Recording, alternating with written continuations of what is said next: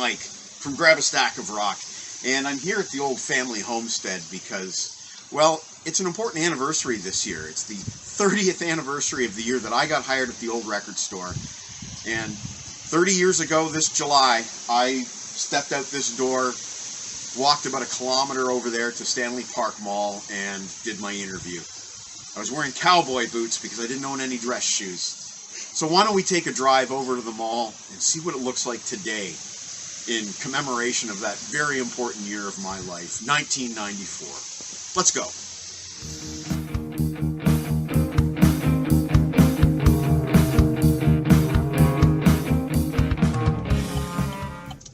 I was nervous for that interview, I won't lie. I actually didn't really want a job. I was enjoying summer unemployment in between semesters at school, but my dad had had enough of summers of unemployment, so he made me get a job, and he spoke to the owner over there at The Beat Goes On, who opened up his store in 1991, and kind of owed my dad a favor, I suppose. And my dad said, "Do you think you could hire my son?" And he said, "Sure, send him on in, I'll talk to him, do a little interview." So my dad told me, "Get on over there." I put on those cowboy boots and walked in, and the rest is history. I was basically already hired. It was just a formality. He wanted to replace somebody who was leaving for school, and I was the guy.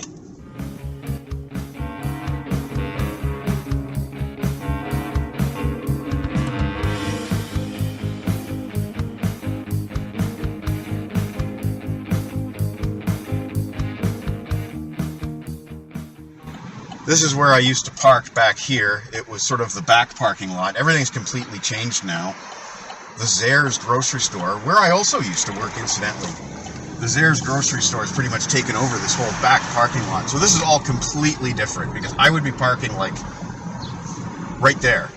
But now it's an actual parking garage.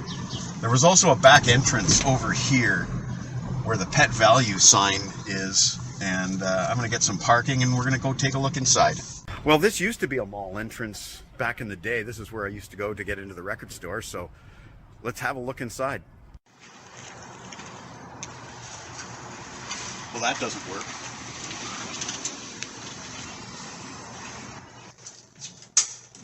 That one worked.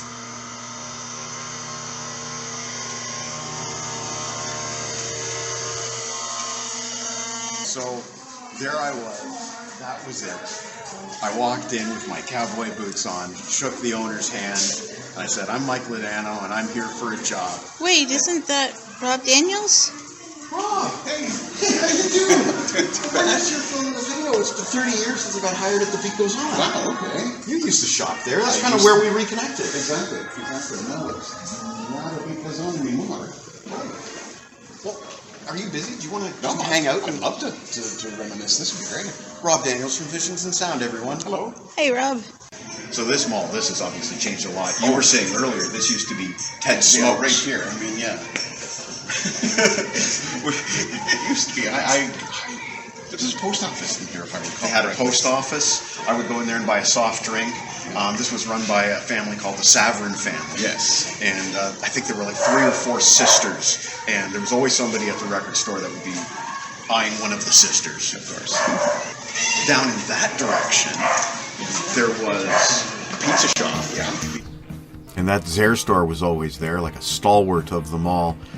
The entrance used to be on the right-hand side, closer to the mall entrance.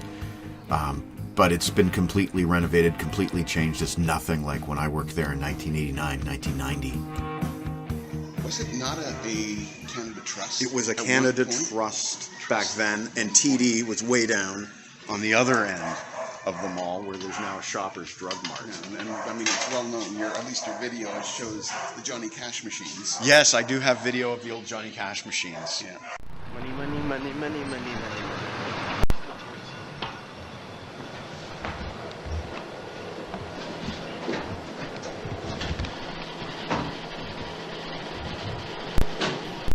And down there where the Dollar Tree is now, it used to be a different discount store called A Buck or Two. Another corridor. The mall used to go in. And it used to go around that way. There was at one point there was a hardware store.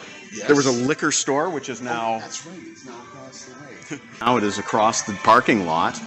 I can't remember what else was here. I know we had a Baskin Robbins at one point. There was a little short stop Down over there? Yeah, on the outside, yeah. Yeah. In the outer area there. a long time ago. This was a Zeller's store. It was a Zeller's, yeah. They're building a Canadian Tire there now. Well, I worked in that Zeller's. You did? I did.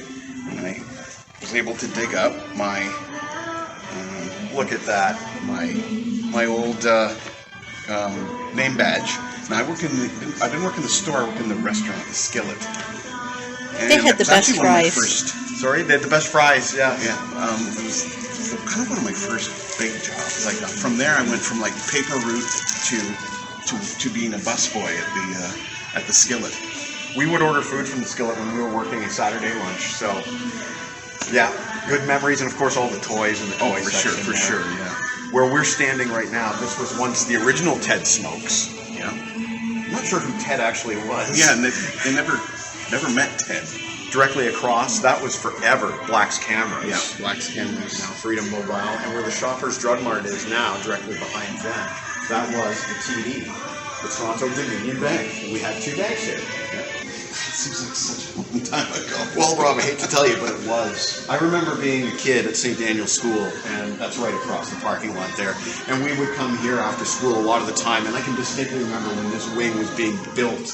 That's because it wasn't here back when we were really small kids. Well, we found it. Ted Smokes moved again. Still got a post office. Yeah. There you go. We found it. Exactly. So a little bit of your Kitchener history here. The Beat Goes On opened up in 1991, and I shopped a little bit there, but I found them a tad on the pricey side. Not really understanding the economics of an independent record store versus the HMVs, but what were your earliest experiences there? Mirrors. I remember mirrors. Mirrors at the back. No, I went in there at one time, and I don't know, for some reason I thought there was an extra extension to the store. So you tried to find it, and you couldn't get there, and your brain was just like, there's something wrong with that, there's malfunctioning. Rob is correct. Although you can barely see them in this old photo, the entire back of the store was lined with mirrored walls, which made everything look so much deeper. And a lot of people did think there was an extension to the store like Rob.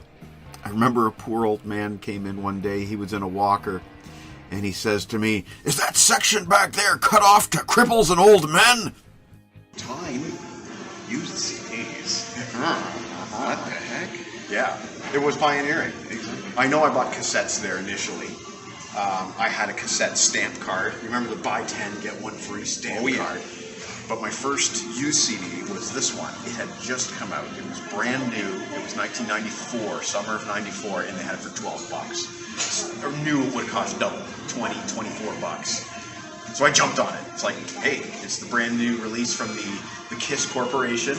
I had to get it. And of course it played perfectly because they were really careful about their quality of their And CD. the fact that you still have it today is a testament. This is the very copy I bought, most likely in the very jewel case that I bought it in.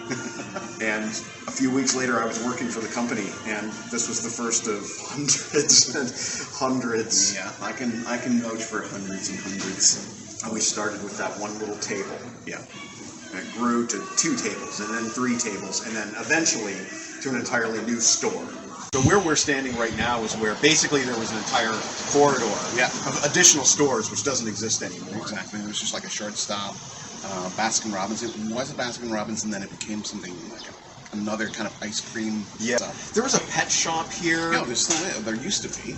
There was, it's funny because I noticed on the other side of the mall is Beauticians Unlimited, Right. which used to be on this side of the mall. And I remember we had a couple ladies from there that used to come in, and they wouldn't give us their name. They just said, "We're the Beauticians." And I think it was Amanda Marshall's debut album that they were on a waiting list for. Okay. But do you remember we're the Beauticians? And yeah, there was the original liquor store here, which is now over there. Yeah. Now, one of the things that really got me was back over here a couple of years ago, they actually tore down the building. It used to be a Walmart. Well, it was a Zellers, then it was a Walmart. Then it was the Zellers again. And then it was a Zellers. Now it's going to be a Canadian Tire, but one time I came here and it was gone. It was a crater. It was a crater, essentially. Yeah, that's what it was. It was gone.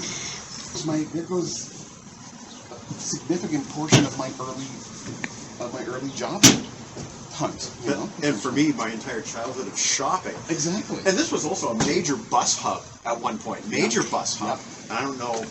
Jen would know better than I what happened to the bus routes, but yeah, this used to be major. The buses couldn't access it, and there's now one empty bus stop that won't be used ever again.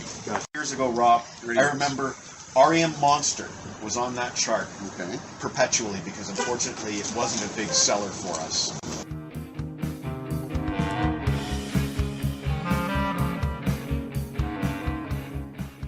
Soundgarden, Super Unknown, was probably one of the... Soundgarden, Super Unknown was probably one of the biggest sellers that we had that summer that I was hired. Having a brain fart.